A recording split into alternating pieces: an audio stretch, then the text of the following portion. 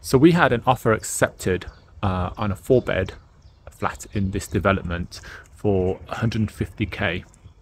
And the reason it was accepted, it was a great price, and the reason it was accepted was because we said we can do it quickly.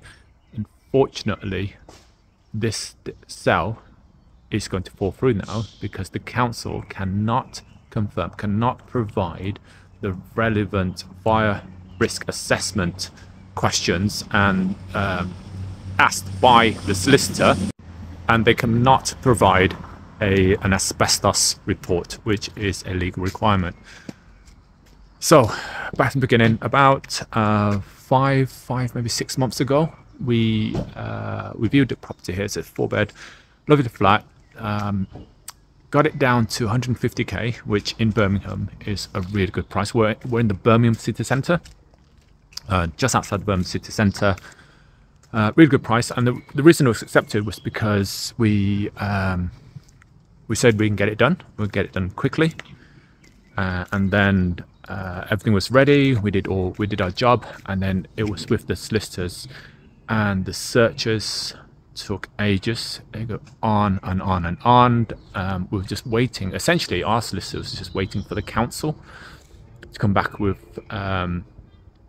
some, to address some questions that our solicitors had. It went past 3 months, and then we had to get an extension on our offer. So and our lender gave us the extension, and then we chased the council again. Unfortunately, they still haven't gotten back to us. And what's outstanding is that the fire risk assessment was done in 2023, so about 2 years ago. And there was some questions on there, some points on there that had to be addressed. And our solicitors asked the council if they've been addressed, and the council cannot confirm it, which is, yeah, you know, that's not great, is it? And also they cannot provide a asbestos report, which is needed. So we've wasted a lot of money and a lot of time. And out of all this, I feel really bad for the vendor, because throughout all this time, the property has been vacant. So they've obviously been paying the mortgage with no rent coming in, because, you know, obviously it was being sold. They, due to health conditions, they had to really, you know, they really had to dispose of it.